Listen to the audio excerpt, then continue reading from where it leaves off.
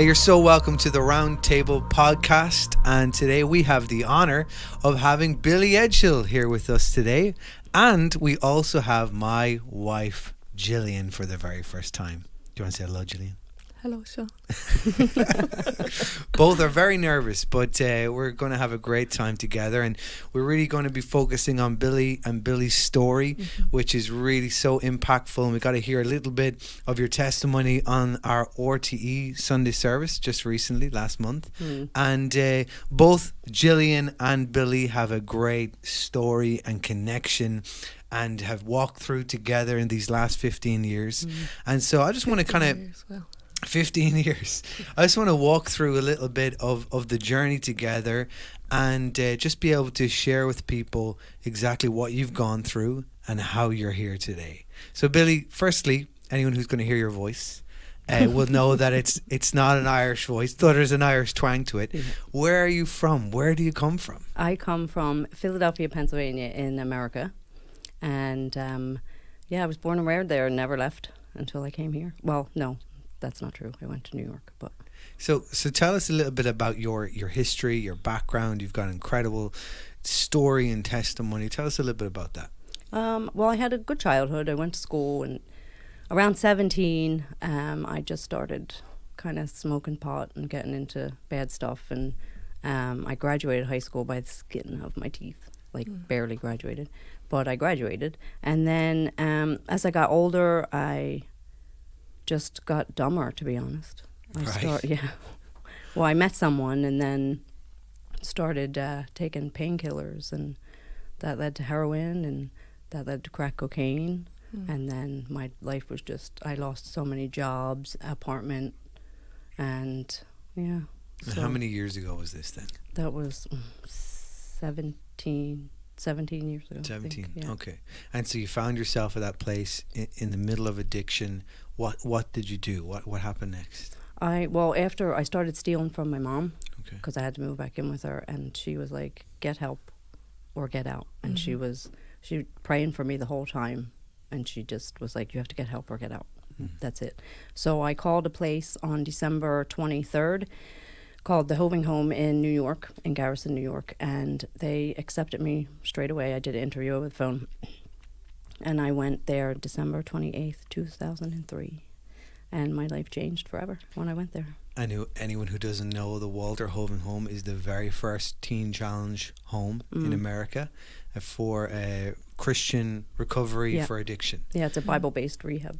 Yeah. And so is that where you came to know Jesus? Well, I came to know Jesus. I was 13 when my mom became a Christian, but I would just go to church because I had to, and that was pretty much my Christian walk. I would read the Bible every now and again, even through my addiction. But yeah, when I got to the Hoving Home, that's when I had my first encounter with Jesus, and I knew that this was it. And what was that like, going from being an addict going into recovery? What was that whole process? It was, first, I didn't like girls at the time. And there was 55 women in this home, and I was like, no way. So when I got there, my mom, she put the child locks on when she was driving me because she thought I was going to escape, but I wasn't going anywhere. So she dropped me off, and she, when you get there, you can't have any contact. I think it's 30 days, 30 days you can't have contact or anything. So when I got there and realized there's 55 women, no way, I'm not going to do this. And then I was really, really, really mean at the time, and people would come up and say, don't worry, you'll get through this. And I'm like, that drove me crazy, but it's true that, and now where I am, that I can say that to other people. Yeah. But when I got there, my mom, when I first called my mom, she said that she prayed when she was driving down the driveway, Lord, if you need to take her now, you can take her, she's safe. And I didn't know that she thought I was going to die in my addiction. Right. So we used to get up and have a chapel service after breakfast, and I was worshiping, and I had my hands lifted, and I just saw, this is the first and only time this has ever happened, Jesus clear as day there, putting his arms out to me, like, come to me. And I knew right then and there. I was signed up for the 6 months, and that moment I was like, no, let's stay for the year. I need this. That's amazing. Yeah. That's amazing. Yeah. And so Jill, how did you end up meeting Billie? What was that like? Well, I had been doing the programme in Ireland, and Billy, you would have been towards the end of your programme in America. So I was only beginning my programme, and as part of my finishing up with Teen Challenge in Ireland, I decided I was going to go to New York, and the connections happened to be Walter Hoven home in New York. So I arrived, never been to America before, and as part of my programme finishing up, I went to the Walter Hoven home. And Billy, you were a little bit mean. I know. And I was done. I was like, out of 55 women, this girl caught my eye. But when you came, I was doing an internship, so I That's shouldn't have right. been mean at this stage. Yeah. And you ended up, out of everyone in the home, you ended up being, flatmates? What would you call it? Roommates? Well, towards the end of my time then in New York, I had a few weeks left, and you were like, oh, you're going to move in with Billy now. And I was like... Billy and we seemed to hit it off straight away, and we talked, and then Billy said, I'm going to come to Ireland, and we ended up sharing a 1-bed apartment in Kilmeague in Kildare. Yeah. And that's how I met you. And for anyone may not even know Gillian's story, but we met at the end of her programme. I was 17 years old, and I remember we only started going out end of December, and she told me she's moving to America, which I was devastated. And but we used to always write to each other letters, and then she came back with you. I was like, okay, hello, nice to meet you. And so you know, and I asked you earlier on when we were talking, because we were talking about reminiscing, what made you move to Ireland? Well, when I was there, there was a Sheckham house in, I think it's Newbridge, wasn't it? Yeah, it's Newbridge. Yeah. Alan and Barbara Sweetman, they were coming over to Ireland, and they were looking for a volunteer to go back to volunteer in their woman's home for a year. And I was like, never even really heard of Ireland. Yeah. And I was like, I'll go, not thinking anything of it. And all of a sudden I was getting my driver's license, a passport, and I was 28 years old and never had a driver's license or a passport. Wow. Right. And it just everything happened, the doors opened, and here I was. Excellent. And you haven't left? No. Yeah, so tell us a little bit about that then. You came to Ireland. I came to Ireland. Single. And you met a man, an Irish man, yes, a great man, a part of Open Arms. And you, of course, you came into Open Arms at that same time as well. So tell us, you met Lemuel. I did. Your beautiful wife over there introduced me to my husband. Now, we used to talk over in America about you and Lem. And we had a plan. We did. And then when I came over, I met him through Gillian, and then she had to get her car fixed. That's right, yeah. So I went with her. And I went with her. History. And was that the time we were on the horse? No, you went on the horse. Oh, I stepped in cow stuff on your pink suede boots. Yes. So we went over, and I was looking out the window, and Lem was in the bonnet, and all I saw was his arms, and I was like, he's going to be my husband. Oh. And that's it. The arms. Right. Yeah, the arms. Lem will be watching now like this. Those arms, he's proud of them. And so you guys, you got together, you got married, and you began to start a family. We did. So tell us a little bit about that, your very first child. Our very first child. We got married in October, and we were pregnant with our first little girl in January. It was Little Christmas when I found out. And Emma was born September 1st, 2006. So that was our first baby. Yeah. And we were living in a little cottage, and then we moved to Port Arlington. Right. After she was 6 months. And so this is the part in the story that I think will impact people the most, because tell us a little bit about what happened with Emma and the journey that you guys went through. Right. After Emma, we went on and had 4 more babies. So when Emma was 3.5, nearly 4, we found out she had a brain tumor. And we rang the hospital. She was on a waiting list, but then she started getting sick with the headaches, no fever. So I knew straight away, I knew what it was. I just knew in my heart. So we rang the hospital, and they took her straight away and did a CT scan, and the nurse came in. She had a brain tumor. So we went to Crumlin or Temple Street first, and they told us that she had 25% chance of survival. Wow. Yeah. So we were like, all right, what do we do with this? So we took, but I have to say this, and I'm only sharing this recently, that when she was born, God spoke to me and said, enjoy her because you won't have her long. And I never knew what that meant until she got the tumor. And then I was like, right, this is it. So she did about 1.5 years of treatment of chemotherapy in Crumlin. So me and Lem would take shifts. He would drive down with the others. We'd swap over, go back home for 2 days. We'd do 2 nights each. And then on August 9th, 2000, and I can't remember the year. It was the day that Katie Taylor won the gold medal. I know that though. Emma got the all clear from the cancer. Yes. So we were like, praise the Lord, because in the beginning surgery wasn't an option, but then it got so small that they could. But then I couldn't be excited. Everyone else was all excited, but I knew that it wasn't over. So in 2014, it was the twins' first birthday, so 2014. Just to go back for a second, right? Because not to skip over too quickly, because you just even said every 2 nights you and Lem were going backwards, going back and forth. And I remember that season like it was yesterday. It was the height of the recession. Lem had to step away from his job. Like you were full-time caring for this child. And we've been in and out of the hospital the last 2 years, on occasion. We know the toll it takes, but we might be like 7 days, 10 days at a time. You were there for 1.5 years. What was that like, the stress of it and the toll it took? It was really hard, but I think because I had my faith and I knew that no matter what happened, that we would get through it. We had such peace about everything through the whole entire time that it took a toll on our marriage because we couldn't see each other. Absolutely. Yeah. So it took a big toll with that, and then we were both stressed, and then when we would get to see each other, we had the other kids. So it was... And 4 young babies. Yeah. We were like ships in the night. Wow. Yeah. And you guys are obviously, you're here, and you're still together, you and Lem, and you got to be commended for that, because to go through that is just incredible. What was the thing that kept you as a couple, as a marriage, during that season and during that time? Well, I think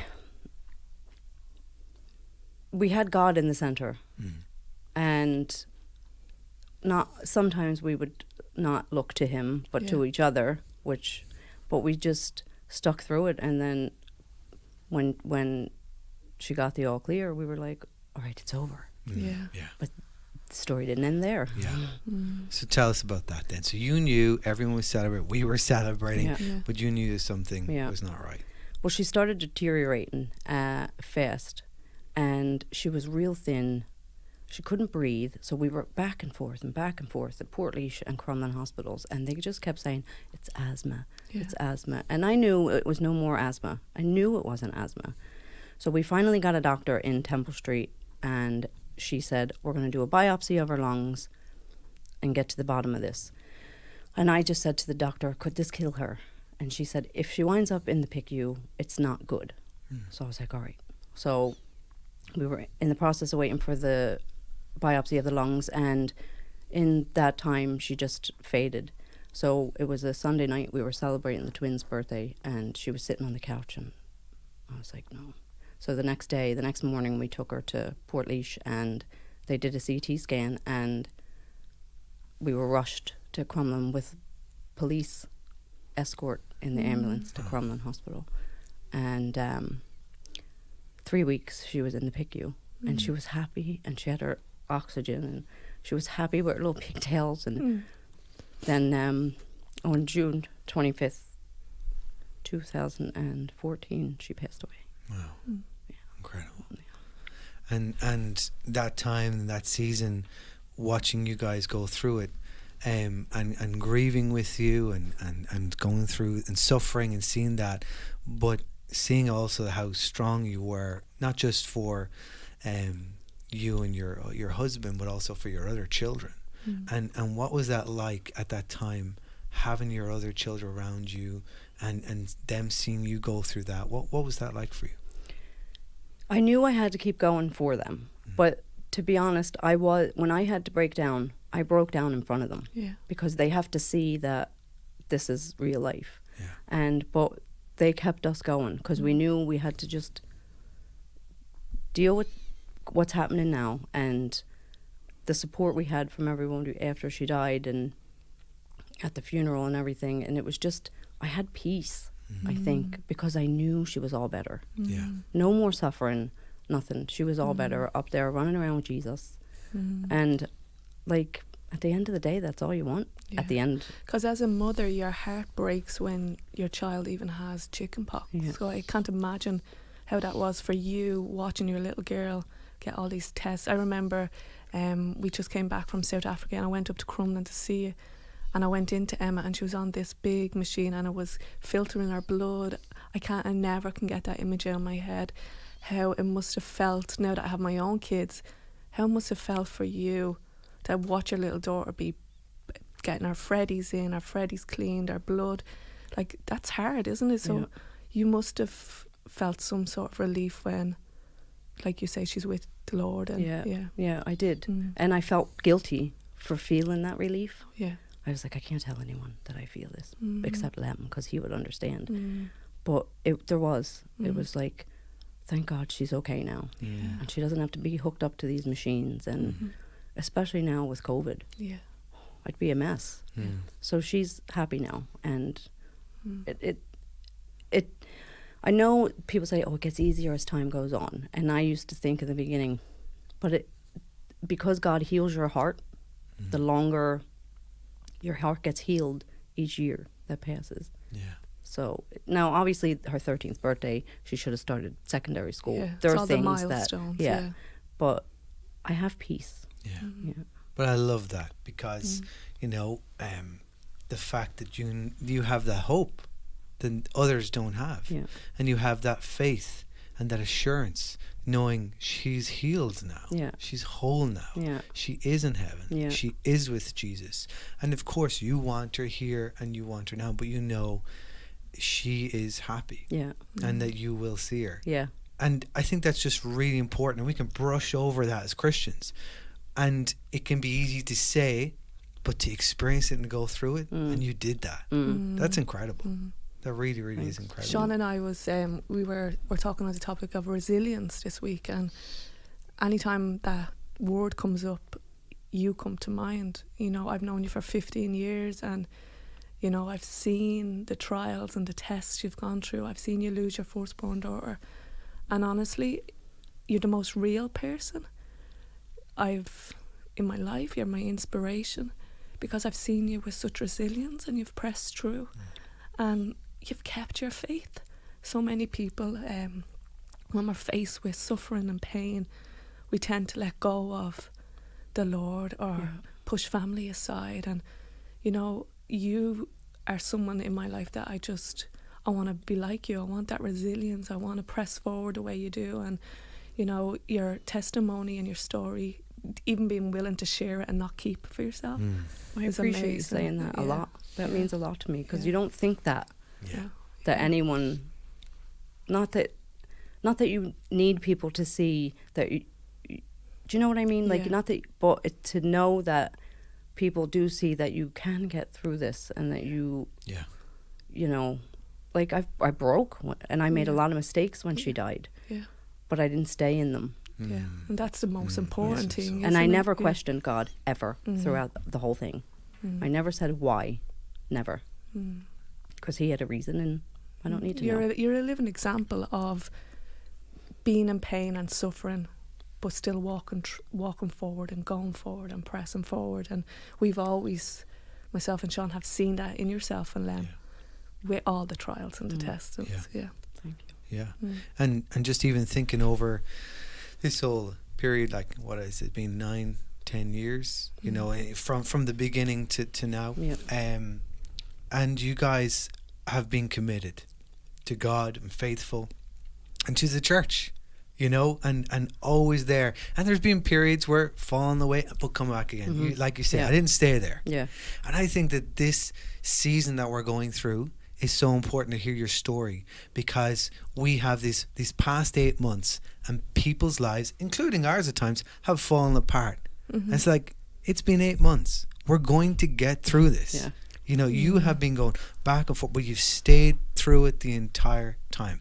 What do you think is that one thing that kept you keep coming back to the Lord, to church, to being with him? Because I knew that he kept me from the time I was born, even when I wasn't a Christian, looking back at my life to this day. So if I walked away from him, my life would fall apart. So I just started, I wasn't always faithful in my Bible reading and devotions and doing it with the kids, but I started to do that over this 8 months. Yeah. And getting in my word every day, doing Bible study with the kids when they go, but they still do it. And I need to be examples to them, an example to my kids, that it's okay to go through things, but hold on to God. Yeah. Because I try to tell my Lexi, just write it in your journal and just ask God. But what if he don't answer me? Just keep praying. Yeah. That's what I tell her. That's so good. Keep praying. Keep praying. Keep going. Because Yeah. kids watch what we do, don't Yeah. they? They watch how we react. They watch how we Yeah. respond to certain situations. Yeah. That's amazing. So I think there's two types of people that are going to hear this message right now and hear this story that need to receive it. And the first group of people for me is the people who are maybe suffering and struggling, but rather than staying in that place, need to learn how to be grateful for who they are and where they are, because that changes our perspective. Yeah. And you can hear in you've got this gratefulness, you've got this relief. And myself and Jill, like I said, with Isaac, I've had many experiences. Just last week being there for 5 days, 5 nights, and when you're in Crumlin Hospital and you're around sick children, you got to come away. I'm not there right now. I'm so grateful. Yeah. I'm so grateful that he's healthy. I'm so grateful. And I think there's so many people who have allowed themselves fall into this pattern of in the hurt and the pain, to allow that to grip them so much, they've lost the gratefulness. And I really hope that they can hear that message come through. But the other group of people, and being sensitive to that, who are suffering right now, who are in grief, who may be in the middle of what you have gone through or what you're going through, how would you encourage that group of people? I would just say, hold on to, if you have any kind of faith at all, hold on to that and hold on to God. And if you don't know him, please try to get to know Jesus, because he's the only way that you can get through these things in your life that you don't. Yes, you can fall apart. That's fine. But you have to get back up again. Yeah. You can't stay down. Yeah. Because I had moments where I would just feel sorry for myself, but you can't do that. You have to hold on to any kind of faith you have, but get to know Jesus.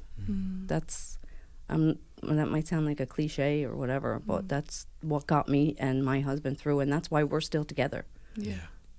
Because God chose Lem to be my husband, because he knew that he was the only one that could deal with me.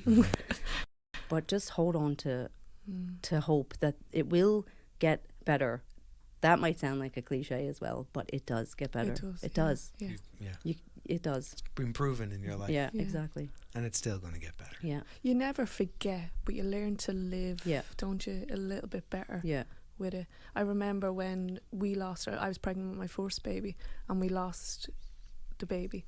And I said to Sean, I just felt pain and hopelessness, because it's your first, and you've bought the furniture and you're excited and you've put it on Facebook and all of this stuff. And it's like, and I remember being told that the baby had died, and I was like, Sean, how do people go through life suffering and do it without Jesus, without faith? Because at the time when I felt like my life was falling apart, he was the only thing I could cling to. Yeah. And I was clinging because you know what it's like. It's that level of despair that you can feel as a human being, and And it is literally clinging. Like, it is. You get your fists and you cling. Yeah. So I don't know how people do it without the Lord. Yeah. So as we finish, you have a scripture you want to share with us. I was just reading in Psalm 116 the other day, and in Psalm 116 it says, I love the Lord, for he heard my voice, he heard my cry for mercy. Because he turned his ear to me, I will call on him as long as I live. And then it says, return to your rest, my soul, for the Lord has been good to you. For you, Lord, have delivered me from death, my eyes from tears, my feet from stumbling, that I may walk before the Lord in the land of the living. And that just spoke to me like so bam, smack in the face. And it doesn't happen that often, but I was just like, thank you, Lord, that you've kept my feet from stumbling. Yeah. Amen. Amen. Well, we love you guys. We're so grateful for you.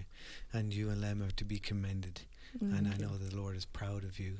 And we love Lexi and LJ and Ellie and Lacey. And we'll be praying for them and holding them in our hearts. And we know that they're going to grow up to be strong men and women who have strong parents to go through what you've gone through. So thank you so much. Thank you, Billy. Thank you so much. And we love you guys. Thank you. Well, anyone, you know, who has been impacted by this, I really hope that this has blessed you and encouraged you. And I hope you hear the message. Keep going. Don't give up. Keep going and cling on to Jesus. Have a great week, and we'll see you next time.